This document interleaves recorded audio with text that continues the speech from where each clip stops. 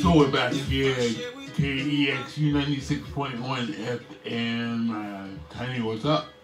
Well, just to remind people, sadly, that we're living in the unhoused nation, the gentrification nation, and we're also building liberation right here at Homefulness. That's a homeless people solution to homelessness, not a politrickster solution.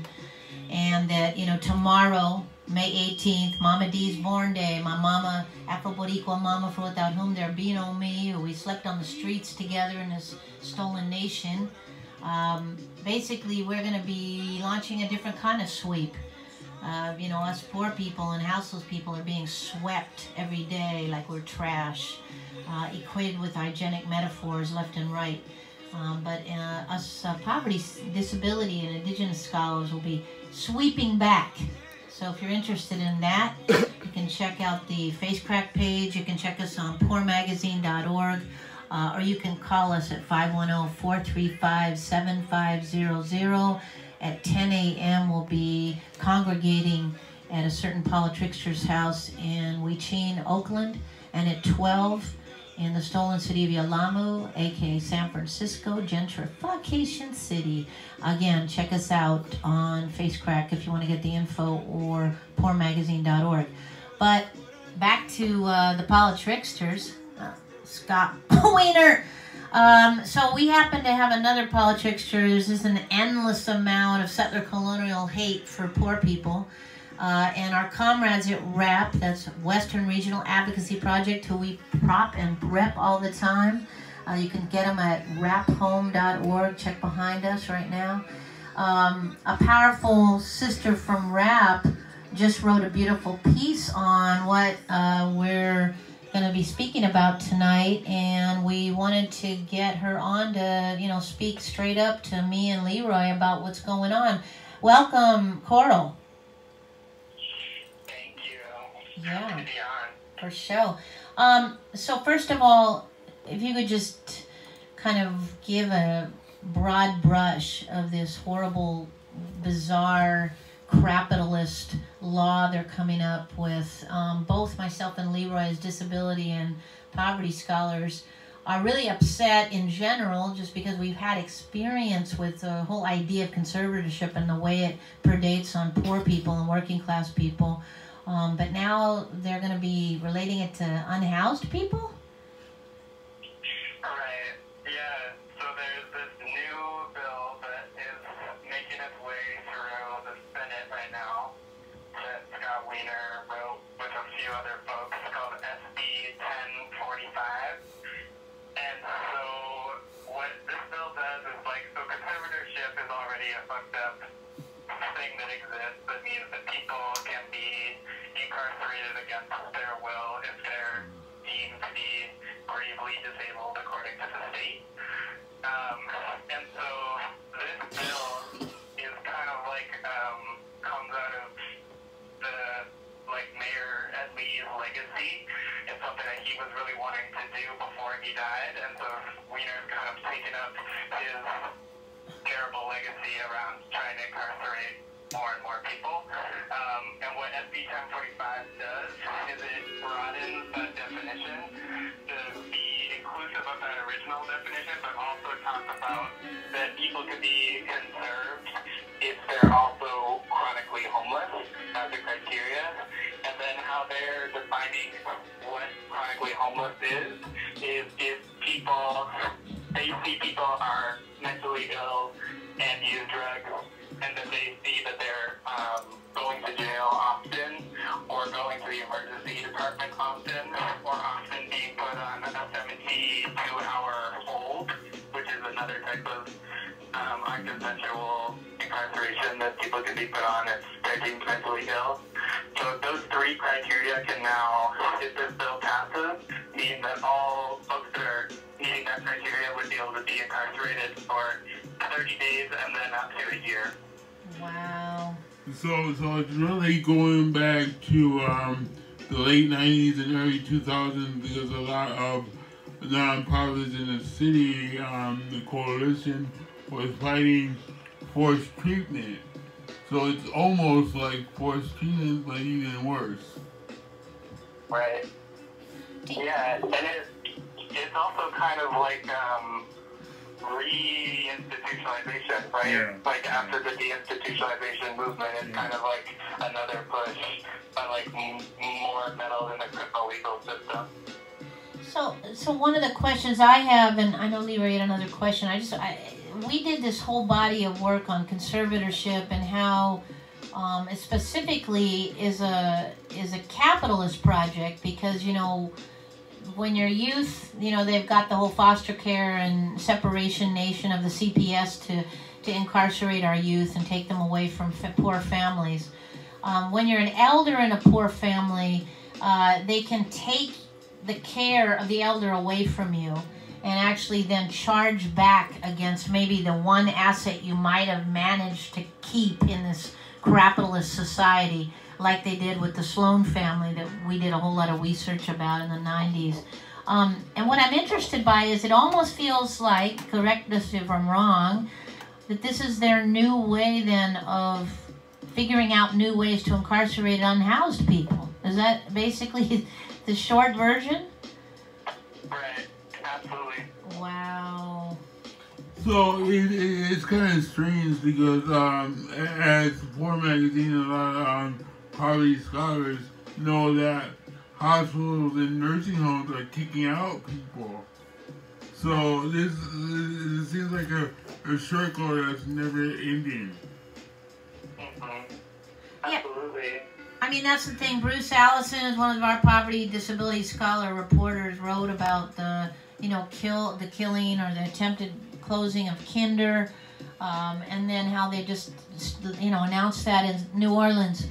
So essentially, what's going on? Yeah, it's like there isn't anywhere for them to so-called put these unhoused, conserved, so-called gravely ill elders. So I'm not quite sure how these colliding forces are even working. It's going back to Frank Jordan days. Because Frank Jordan had this system where they picked up houseless people and went around the block for 2 hours and dropped them off at the same spot because they realized that there was no place to go. Wow. Right. And the other thing, too, is that it's like, it's also like, I heard at one of the hearings that one of the senators was saying, it's not this, then what? Which is like a pretty absurd because like it's not this, then like so many things, right? So many things that people actually need except being incarcerated, Right. Like if there's nowhere for people to go, give them somewhere to go that actually feels good and feels nurturing and feels like whatever it is that they actually need, Right. Wow. Go ahead, Leroy. Good. I know Poor Magazine has been using this. I wonder, can you guys use it? Elder abuse, because this is elder abuse. Absolutely. Yeah. Under the 368 Penal Code, financial, physical abuse is one of the things we fought. I don't know if you had remembered or heard around the evictions, the LSAC division. But yes, the same thing could be applied to this. And of course, they try to say that, criminal can't trump civil, but it can, actually. So that's number one. The other thing is, I know that you guys are resisting this, and maybe you could talk about, for viewers and listeners, what your resistance, what you're asking people to do, because this is straight up genocide now of elders, unhoused elders, yeah, and of course, right, not getting them housing, not giving us land, but just figuring out new ways to torture us. Maybe you could speak a little bit about what you guys are asking folk to do. Yeah, well, I mean, at the moment, we're asking folks to contact senators en masse and tell them that this is not what community wants, this is not what homeless folks want, this is not what disabled folks want, this is not what former prisoners want, this is not what anyone wants.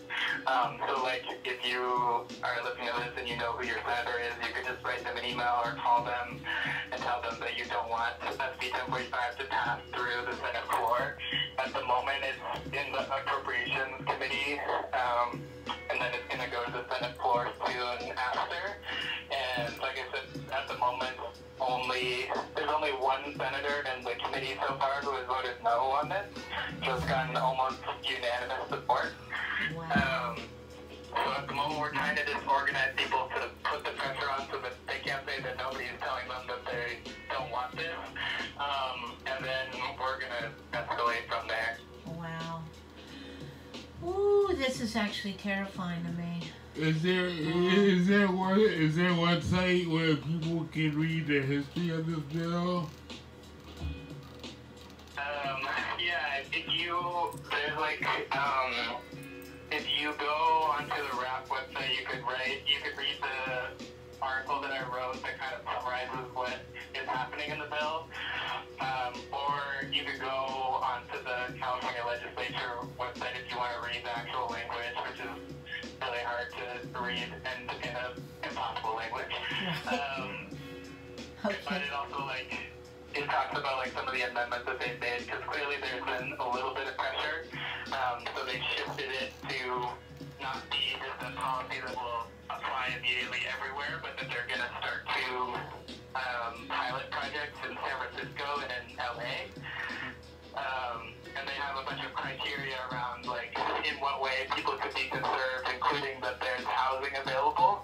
But we also know that whenever there's policies that are around being based on if there's housing available, they always seem to find a way around that, despite the fact that there's not actually any housing available.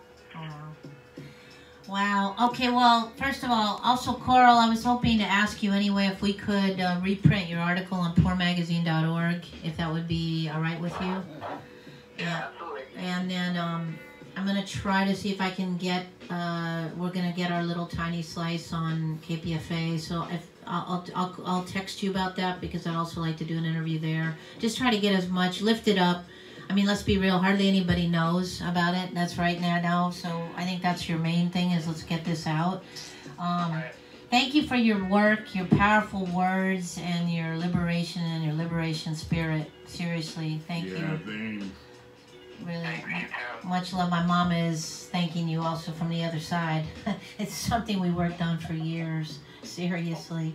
Okay, so we'll talk soon. Much love. And if folks want to get more information or read the article by Coral right now, you can go on to www.rap, that's WRAPHOME,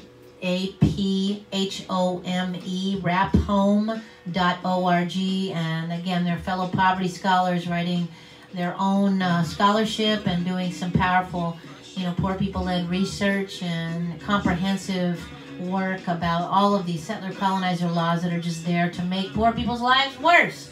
And that's what we're trying to do, is lift that work up. Thank you so much. Talk soon.